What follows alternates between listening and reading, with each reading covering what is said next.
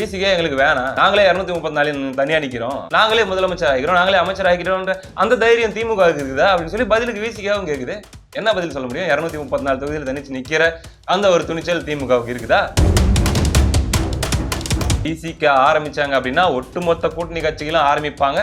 திமுகவுக்கு மிகப்பெரிய தலைவலியா போய் முடிஞ்சிடும். அதுக்காக தான் திமுக விசிகா கிட்ட தோழர் திருமாவளவன் அவர்கள் அந்த ஏரியாவை பெருசா டச் பண்ணவே இல்லை. அதாவது எனக்கு தெரியாம பேசிட்டாருன்ட்டோ அது தப்புன்ட்டோ அவர் சொல்லாம, ஒரு தனிநபருக்கும் கருத்து சொல்ல உண்டு, உரிமை உண்டு. ஆதவ் அர்ஜுன் அவர்கள் கூட கூட்டணி தொடர்பாக தலைமைதான் முடிவெடுக்கும். அனைவருக்கும் வணக்கம். கமெண்ட்ல ஏற்கனவே சில பேர் கேட்டிருந்தீங்க, பார்த்துட்டேன்.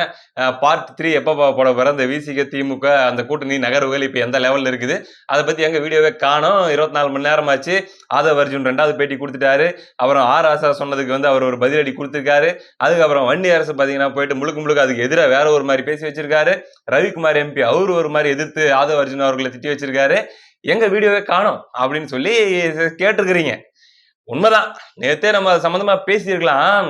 இருந்தாலும் ஒரு சின்ன பயம், எங்க தோழர் குறுக்க ஏதாச்சும், அதாவது நம்ம பேராசன் தான், நம்முடைய மரியாதைக்குரிய தோழர் திருமாவளவன் அவர்கள், அவர் ஏதாச்சும் அடுத்த ஒரு பிரஸ் மீட் கொடுத்து ஆமா ஆர் ராசா சொன்னது கரெக்ட் தான் அப்படிங்கிற மாதிரி எதையாச்சும் சொல்லி நம்ம கௌரவத்தை நாரடிச்சிடாரோ அப்படிங்கிற பயத்துல சரி எதுக்கும் கொஞ்சம் வெயிட் பண்ணிட்டு பேசுவோம்னு சொல்லி வெயிட் பண்ணிட்டு இருந்தாங்க. எங்க தோழர் கடைசியாக செய்தியாளர்களை சந்தித்து விட்டார். இப்பதான் கொஞ்ச நேரத்துக்கு முன்னாடி. பயப்படுற அளவுக்கு ஒன்றும் பண்ணிடல. ஆமா, என்ன விஷயம் அப்படின்னா, முதல்ல நேத்து நடந்த அந்த டெவலப்மெண்ட்ஸ் எல்லாம் பேசிடுவோங்க. ஆதவ் அர்ஜுன் அவர்களை விசிகா விட்டு நீக்க வேண்டும் அப்படிங்கிற அளவுக்கு ஒரு பக்கம் மறைமுகமாக அழுத்தங்கள் தோழர் திருமாவளவன் அவர்களுக்கு திமுக சார்பில் கொடுக்கப்பட்டிருக்குது. ஸ்டாலின் அவர்கள் செம்ம கோவத்துல இருக்கிறாரு. திமுகவுடைய முன்னணி நிர்வாகிகள் எல்லாருமே பயங்கரமான கோவத்துல இருக்கிறாங்க ஆதவ் அர்ஜுன் அவர்களுடைய பேட்டிக்கு பிறகு அப்படிங்கிற மாதிரி எல்லாம் நம்ம கேள்விப்பட்டோம். ஆராசா ரியாக்ட் பண்ணாரு. அவர் சொல்லும்போது தெளிவா சொல்லியிருந்தாரு, இது திருமாவர்களுக்கு தெரிஞ்சு பேசியிருக்கிறதுக்கு வாய்ப்பு இல்லை, அவருக்கு தெரியாம தான் இவர் பேசியிருப்பாரு, முதிர்ச்சி இல்லாம பேசிட்டாரு நேத்து வந்தவர். திருமா அவர்கள் அதை மாற்று கருத்து தெரிவிப்பார், அதை கண்டிப்பார், நான் நம்புறேன் அப்படின்ட்டு ஆராசா சொல்லியிருந்தாரு. சரி, ஆராசா அவர்கள் சொன்னதுல கன்வின்ஸ் ஆயிட்டாங்களா, சிறுத்தைகள் எல்லாம் கன்வின்ஸ் ஆயிட்டாங்களா, ஏத்துக்கிட்டாங்களா அப்படின்னா யாருமே ஏத்துக்கல. அப்ப ஆராசா சொன்னா மட்டும் பத்தாது, விசிகால இருந்தே அவருக்கு ஈக்குவலான பொசிஷன்ல இருக்கக்கூடியவங்க அல்லது அவரோட மேல இருக்கிற பொசிஷன்ல இருக்கக்கூடியவங்களை வச்சு பேச வைக்கணும். ஆதவ் அர்ஜுனுக்கு பதிலாக யாரை பேச வைக்கலாம்? முதல்ல ரவிக்குமார் எம்பி அவர்கள் பேசுறாரு. அதாவது வட மாவட்டங்களில் விசிகாவுடைய தயவில் தான் 50 தொகுதியில் திமுக ஜெயிச்சிச்சு, நாங்க இல்லைன்னா ஜெயிச்சிருக்க முடியாதுன்னு சொன்ன ஆதவ் அர்ஜுன் அவர்களுடைய கருத்து உண்மைக்கு புறம்பானது, அரசியல் முதிர்ச்சி ஆட்டுறது. அப்படிலாம் ஒண்ணும் கிடையாது. விசிகாவால தான் திமுக ஜெயிச்சிச்சு அப்படின்லாம் சொல்லக்கூடாது. பாருங்க, இன்னைக்கு இந்த கூட்டணியில் இருக்கிறதுனாலதான் நாங்க 4 எம்எல்ஏ 2 எம்பி அப்படின்னு சொல்லி இருக்கிறோம் அப்படின்னு சொல்லி ரவிக்குமார் அவர்கள் அப்படியே திமுக உடன்பிறப்பு மாதிரியே பேசிட்டாரு. வேற லெவல். அதுக்கப்புறம் பாத்தீங்கன்னா எங்க விசிகாரங்க செம்ம டென்ஷன். ஏன் அப்படின்னா ஆதவ் அவர்களுடைய கருத்தை தான் விசிகாவுடைய அடிமட்ட தொண்டர்கள் எல்லாருமே தூக்கி வச்சுட்டு கொண்டாடுறாங்க. அவங்களுடைய மனக்குமுறல தான் அவர் பேசியிருக்காரு. அவங்களுடைய எதிர்பார்ப்புகள், அவங்களுக்குள்ள இருக்கிற எல்லா உணர்வுகளையும் தான் அவர் வெளிப்படுத்திருக்காரு. அப்படின் போது ஒட்டுமொத்த சிறுத்தைகளும், அதாவது கட்சியில எதிர்பார்ப்பு இல்லாத, திமுகவை சார்ந்துதான் இருக்கணும்ன்ற நிலைமையில் இல்லாத ஒட்டுமொத்த சிறுத்தைகளும் செட் ஆயிட்டாங்க ஆதவ் அர்ஜுன் அவர்கள் கூட. அப்படின் போது ரவிக்குமார் அவர்கள் பேசுனது இவங்களுக்கே ஒரு மாதிரி கடுப்பாயிருச்சு. யாருப்பா திமுக காரரா அப்படின்னு பார்த்தா, அட நம்மாலு அப்படிங்கிற மாதிரி. சரி, ரவிக்குமார் பேசுனது மட்டும் பத்துமா? இன்னொரு அதே கேட்டகரியில துணை பொதுச் செயலாளர் அப்படின்ற கேட்டகரியில் இருக்கிற எங்க வன்னிக்குட்டி மட்டும் சும்மா இருப்பாரா? எல்லாம் சன் நியூஸ்ல தான் வருது. இத்தனைக்கு அவங்க பேட்டிலாம், அவங்களுடைய பிரஸ் மீட்லாம். அவரு போயிட்டு திமுக கூட்டணி இப்பயே உறுதியா இருக்குது, 26லயும் திமுகவோட தான் நாங்க கூட்டணி வைப்போம், இந்த கூட்டணி 26 இப்பயே சொல்லிட்டாருங்க. அதாவது கூட்டணி 26 என்ன பண்ண போறாங்க அப்படிங்கறது இப்பயே பேரறிவிப்பு பண்ணிட்டாரு நம்ம வன்னி அரசு அவர்கள். அதனால ஆதவ அர்ஜுன் அவர்கள் பேசின கருத்து ஒரு முதிர்ச்சியற்ற கருத்தா தான் நான் பாக்குறேன். உதயநிதி அவர்கள் பத்தி பேசினதெல்லாம் எனக்கு உடன்பாடு கிடையாது அப்படின்னு சொல்லி வன்னியரசு அவர்கள் ஒரு பேட்டியை கொடுத்துட்டு வந்துட்டாரு. இல்ல, அது எங்களுக்கு ஏற்புடையதல்ல. ஒரு அதாவது விடுதலை சிறுத்தைகள் எப்போதும் தனிநபர்களை விமர்சிப்பதை ஏற்றுக்கொள்ள மாட்டோம். அதுவும் பாருங்க, இப்பயே வன்னியரசு உறுதிப்படுத்துறாரு, திமுக கட்டலாம் சீட்டு பார்கெயின் பண்ணக்கூடாது, 6 சீட் கொடுக்குறாங்களா 6 வாங்கி அதுல எனக்கு 1 கொடுத்துரு அப்படிங்கிற லெவல்ல எங்க தோழர் தூங்கும் போது கைராக எடுத்து வச்சு விட்டுருவாங்க போல இருக்குது அந்த ஒப்பந்தத்துல. அப்படிங்கிற லெவலுக்கு வன்னியரசு சீட்டு எண்ணிக்கையெல்லாம் முக்கியம் கிடையாது, அந்த மத சார்பற்ற அந்த கூட்டணியில பிஜேபி RSS எதிராக நம்ம நிக்கிறது தான் முக்கியம் அப்படின்ட்டு இப்பயே சீட்டு எண்ணிக்கையெல்லாம் மேட்டர்ல. ஏங்க, அவங்க துணை முதலமைச்சர் ஆட்சி அதிகாரத்துல பங்குன்ற இடத்துல ஆரம்பிச்சா தான் அது ஒரு 15 சீட்ல 12 சீட்ல நிக்கும். ஆரம்பிக்கும் போதே நாங்க ஏற்கனவே திமுக கூட்டணியில தான் இருக்கிறோம், சீட்டு எல்லாம் ஒரு மேட்டர் இல்ல அப்படின்ட்டு ஆரம்பிச்சா யாராச்சும் போய் இப்படி பார்கெயின் பண்ணுவாங்களா உலகத்துல? எங்க வன்னி அரசு பண்ணிட்டு இருக்கிறாரு. அப்ப அவர் யாருக்காக பேசுறாரு, யாருக்கு ஆதரவா பேசிட்டு இருக்கிறாரு நல்லா புரியுது. இப்படியாக இருக்கக்கூடிய சூழல்ல ரைட்டு அப்ப ஆதவ் அர்ஜுன் அவர்களுக்கு இப்படி ஒரு எதிர்ப்பு வர ஆரம்பிக்குது. என்னய்யா ஆளாளுக்கு எங்க தோழரை புடிச்சு தொங்கி விளையாடுறீங்க. இந்த வடிவேலு ஒரு படத்துல கயிறுல மாட்டிக்கிட்டு திடீர்னு போய் மாட்டிப்பாரு. தூக்கு போடுறதுக்காக போவாரு. அதுல லாக் ஆயிப்பாரு தெரியாம. அப்ப அவங்க பசங்க 2 பேரும் ஐயா அப்பா விளையாடுற வாடா நம்மளும் ஆளுக்கு ஒரு பக்கம் தொங்கி விளையாடலாம்னு சொல்லிட்டு தொங்கி விளையாடிட்டு இருப்பாங்கல்ல. அப்படி எங்க தோழரை ஆதவ் அர்ஜுனா அவர்கள் அவரு ஒரு பக்கம் அவரும் தொண்டர்களும் புடிச்சு தொங்கி விளையாடிட்டு இருக்காங்க. இந்த பக்கம் வன்னியரசு அவர்கள் ரவிக்குமார் அவர்கள் அவங்க ஒரு பக்கம் பிடிச்சி தொங்கி விளையாடிட்டு இருக்காங்க. என்ன தோழருடைய நிலைமை நினைச்சாதாங்க ரொம்ப பரிதாபமா இருக்குது. உண்மையிலே அவருடைய இடம் அவருடைய இடத்துல இருந்து இந்த விஷயத்த கற்பனை பண்ணி பார்க்க முடியல. ஆமா இந்த திமுகவை சேர்ந்த விசிகாரங்களை வச்சுக்கிட்டு அவர் படுற பாடு அப்படின்ற மாதிரி இருந்துட்டு இருந்துச்சுங்க. இந்த சூழல்ல நேற்று மாலை 6 மணிக்கு நேர்பட பேசு நிகழ்ச்சி மறுபடியும் இவ்வளவு சலசலப்புகள் ஆராசா அவர்களுடைய பேட்டி எல்லாம் முடிஞ்ச பிறகு ஆதவ் அர்ஜுனா மீண்டும் ஒரு பேட்டி வந்து ரிலீஸ் பண்றாங்க. ஆதவ் அர்ஜுனாவுடைய பேட்டியை புதிய தலைமுறையில அதுல கார்த்திகை செல்வன் அவருடைய பாடி லாங்குவேஜே வித்தியாசமா இருக்குதுங்க. அந்த பாடி லாங்குவேஜ்ல ஒரு விதமான ஆட்டிடியூட் தெரியுது. ஆதவ் அவர்கள் பேசிட்டு இருக்கும்போதே அந்த போனை எடுத்து இப்படி பாக்குறது இருக்கணும்ன்றது ஒரு மாதிரி வெறுப்பேத்துற மாதிரியான ஒரு முகத்தோரணையிலே அவரு ஆரம்பிக்கிறார் அந்த பேட்டியை. அதுல ஆராசா அவர்களுடைய கருத்து குறித்து ஆதவ் அர்ஜுன் அவர்கள்ட்ட கேள்வி கேட்கும் போது ஆதவ் படார்னு சொல்றாரு. விசிகா சைட்ல இருந்து அவங்க படார்னு சொல்லிட்டாங்க. ஏங்க சமூக நீதி பத்தி இவ்வளவு பேசுறாரு ஆராசான்னு, அப்புறம் ஏங்க அவர் சொந்த தொகுதி பெருமளூரை விட்டுட்டு அவர் போயிட்டு நீலகிரில ஏன் நின்னாரு? ஏன் வந்து அவரால் சொந்த தொகுதியில நிக்க முடியல? இதுதான் சமூக நீதியா அப்படின்ட்டாரு. உடனே வந்து இது ஏற்கனவே சமூக நீதி மண்ணு தானே, இங்க வந்து தேர்தல் அரசியல்லையும் சமூக நீதி எல்லாருக்கும் பொது தொகுதியில நிக்கிறது அல்லது வந்து ஆட்சியில் பங்கு அப்படிங்கறதெல்லாம் கொஞ்சம் கொஞ்சமா தான் நம்ம கொண்டு வர முடியும். அந்த மாற்றத்தை வந்து மெதுவா தான் கொண்டு வர முடியும்னு சொல்லி கார்த்திகை செல்வன் சொல்ல நறுக்குன்னு ஒரு கேள்வி கேட்டு விட்டாப்லைங்க. ஏங்க எவ்வளவு நாள் வெயிட் பண்ணணும்? என்ன இன்னொரு 200 வருஷம் வெயிட் பண்ணலாமா? ஏங்க அம்மையார் ஜெயலலிதா அவர்கள் அவருடைய காலத்துல ஒரு பொது தொகுதியில ஒரு தலித்தை நிக்க வச்சு ஜெயிக்க வச்சிட்டாங்க. அதிமுக அது ஆல்ரெடி பண்ணிருச்சு.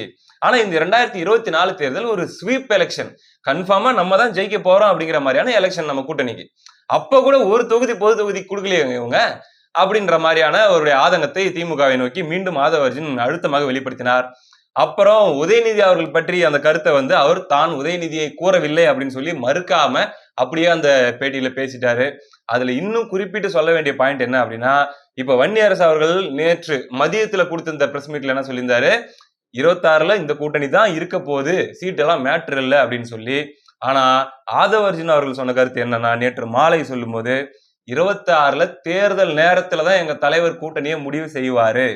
நாங்க தனிச்சு நிக்கிறதா அல்லது வந்து ஆட்சி அதிகாரத்துல பங்கு கேட்கறதா துணை முதல்வர் கேட்கறதா அப்படிங்கிறத அப்பதான் நாங்க முடிவு செய்வோம். நாங்க இது என்னமோ திமுகவை பார்த்து கேட்டிருக்கிற மாதிரி எதுக்கு முதல்ல திமுக ரியாக்ட் பண்றாங்க? இது எங்களுடைய முழக்கம். நாங்க யாருக்கிட்ட கூட்டணி பேசுறோமோ நாங்க வந்து அதிமுகவும் இருக்குது, விஜயும் இருக்காரு, இது எங்களுடைய ஒரு முழக்கமா நாங்க கொண்டு போறோம், அவ்வளவுதான். இதுக்கு ஏன் திமுக ரியாக்ட் பண்ணுது அப்படின்னு சொல்லி வேலிடா ஒரு கேள்வி கேட்டாரு. இப்படியாக ஆதவ் அர்ஜுன் அவர்களுடைய பேட்டி முடிஞ்சதுக்கு அப்புறம் இன்னும் டென்ஷன் ஆயிட்டாங்க. நேற்று மாலை 7 மணி நிலவரப்படி ட்விட்டர் வந்து பயங்கர ரணகலமா ஆயிடுச்சு. நேரடி எச்சரிக்கை விட ஆரம்பிச்சிட்டாங்க நம்முடைய மரியாதைக்குரிய தோழர் திருமாவளவன் அவர்களுக்கு.